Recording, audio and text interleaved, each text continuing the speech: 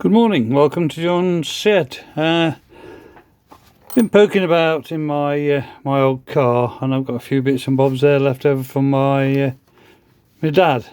And I found his old his drinking wallet. First thing that came out when I flipped it over, I don't know if anybody's familiar with this old coinage. This is an old English British farthing. Made in, see that, 100 years ago, look, 1925, and that was 1 farthing.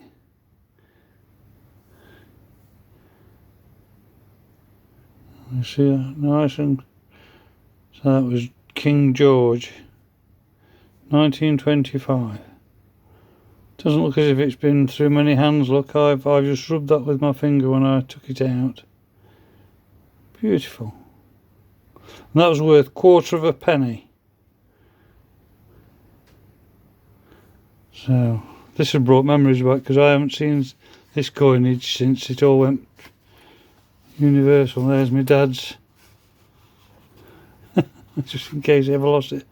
That was where he used to live many years ago, on the old farm where I grew up. But, yeah, and another little coin here, very peculiar to us.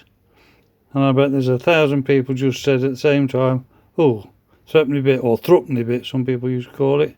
1967. That is in really, really good condition. I shouldn't be handling it, I suppose, but.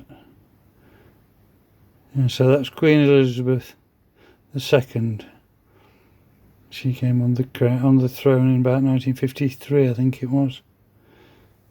Yeah, beautiful. Well, look at the condition of that lot.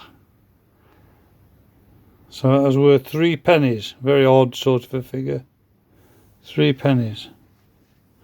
What we got here? So this was a shilling. That's got some sort of discoloration. There's 2 or 3 of these shilling pieces.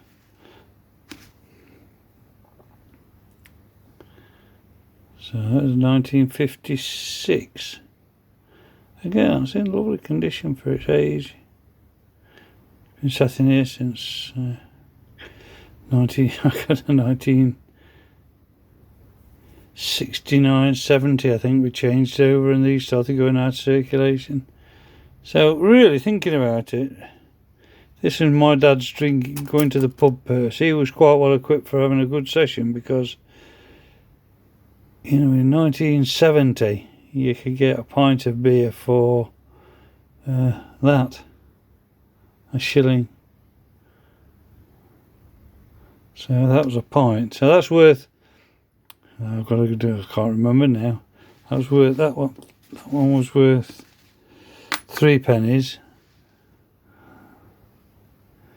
I can't remember what they're all worth now. So that's a shilling. This was the old penny. What's this? 1964. 1 penny. Queen Elizabeth. Yeah, it all cleans up quite easily, just with a rub of my finger. So that's 1 penny.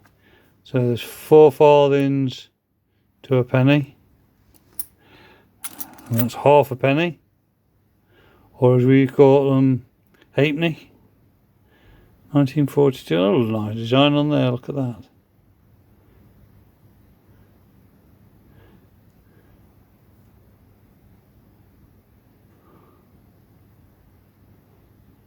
$1942. So 1 penny, 1/2 penny, 1/4 penny, which was a farthing, 3 pennies. Then there was 20 shillings. 20 shillings to a pound. We didn't have pound coins, we had pound notes, which obviously paper money. So 20 of those in a pound. And then this was a 2 shilling. 2 shilling piece. Now 2 shillings, that's what's that now? 19 1964. Now these, right up until about 1948, were quite a high silver content. It got dropped down after that, and the metal became quite hard. But I don't think there's one in here old enough. Oh, that one might be. What year is that one? What year is that? 47, yeah. Now that is, if you look at the design on that, is different to that. And up to about 47, these were very high in silver content. And what we used to do as apprentices, we used to make what we called robbers' rings. And what we used to do was drill a hole in the middle and put it on a mandrel. And then all around the edge here, around this milled edge, we used to have a fine ball peen hammer. And you go around and you just continue to go round and round and round and peen this over on this edge. And because it's soft, what happens is this edge rolls over and rolls over and rolls over. So the diameter gets smaller, but the width gets fatter. And as it does that, this writing around the edge, the Latin, the date, and there, and then around this side, the king's name. There. That all rolls inside. So eventually, when you get it to the right diameter, you open the inner hole to fit your finger. And I've made quite a few over the years. I made some for friends, and I think my sister's got one, and I've made 2 or 3 over the last few years. But I had a bag where I saved all these pre-47 or pre-48, and it's gone. I no longer possess it. I've looked through everything I've got, and I don't know where it is. So sadly, I can't make any more. I've got this one, but this is the only one. So I'm a bit loath to do anything with that. But yeah, they were called robbers' rings because I think people used to make them in prison and sell them, you know, to make a bit of tobacco money or whatever it was. Anyway, it's just that might be interesting. So that's 2 shillings. So there was 20 of those. Sorry. Yeah. That's a shilling. So there's 20 of those in the pound. So there's 10 of those. And 10 shillings was, you could have a 10 shilling note, which was small, slightly smaller physically than a pound note. So we didn't have a 50 pence piece in them days. So, yeah, that was the next coin. And I don't think I've got any other variants of those. I've got more pennies which go back. These are more recent ones, I think. 64, and they didn't change a great deal. I've got one in this packet here somewhere. 1967 again. 65. I'm sure I saw one which went back to 1919. As you say, if I tell you that you could get a pint of beer for that, if you look how much my dad had got in here, you know, he's well equipped for going for a good night out any time, isn't he? Bearing in mind that in the days when my dad was working and going to the pub, like, you know, to this extent, he'd perhaps be only on, he'd only be on about £2 a week now. 1919, that one's been around the block a bit, lot.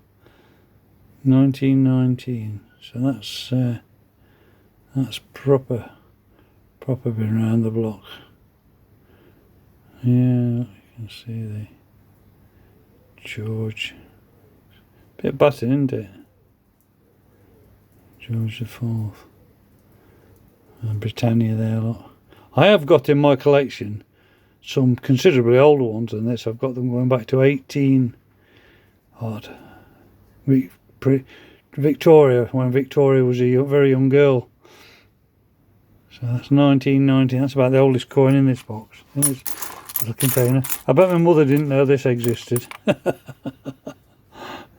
Yeah. 1940, you see, that was That was right in the thick of the war, wasn't it? In April 1940, and that's quite poignant actually, in April the 20th, 1940, my father was in the 8th Battalion Sherwood Foresters, based in Newark in Nottinghamshire. And he'd volunteered before the war. He was in the army before the war. And half a battalion was sent to Norway. On the 20th of April, they landed.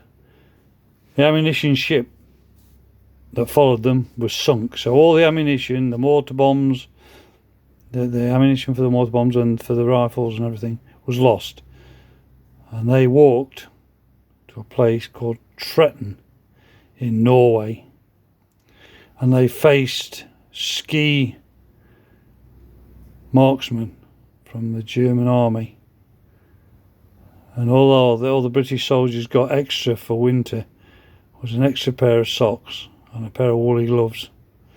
And that was their extra. That was it for winter. Fortunately, my father was a country boy and he could survive better than some. They were taken prisoner in Tretton, battling to save the bridge over the river to stop the advance of the German soldiers. And the final stand was at Tretton, and they built rock emplacements to mount the machine guns on the last ditch attempt to stop them. And the last piece of ammunition they got, I think they got 20 rounds between 10 men. That's 20 bullets between 10 men, and one anti-tank device called a Piat, and that was fired from the end of a rifle. And they fired it at the first tank that appeared and hit it square on the turret, and instead of exploding it just bounced off. And he said, my dad said, it sounded like somebody kicking a bucket. And the tank swung its gun round and the commanding officer surrendered. And my father and 3 of his pals said, we're not bloody surrendering to no Germans. And they escaped and walked down the railway line all the way to Bergen in the snow. They didn't eat anything for a fortnight. My dad was eating grass at one stage, he said. So that was April 1940. And I visited all that site I've just told you about with my daughter Amy. 75 years to the day. And I took a coin. It wasn't a farthing, it was a penny. And I put it in the rock work where those rock emplacements were built by hand to remember what they gave. Good that, isn't it? Eh? True story. Anyway, sorry to bore you with all that crap, but I just thought you might be interested with the old coinage. Some people won't have seen any of that for a long time. Yeah, and somewhere I have got a 10 bob note, as we call it, 10 shilling note. I haven't got a pound note. I don't know why. Yeah, 1954. Yeah, I'm glad I found those. Anyway, I just thought I'd just show you those. Being a boring old fart and having a few minutes spare. Anyway, hope you have a nice day today. The weather's just cooled off a bit here, and I'm just going to go and play with my old cart and get the last few jobs done. So, all the best. Please like and subscribe, and I'll see you again in John's shed. Bye bye.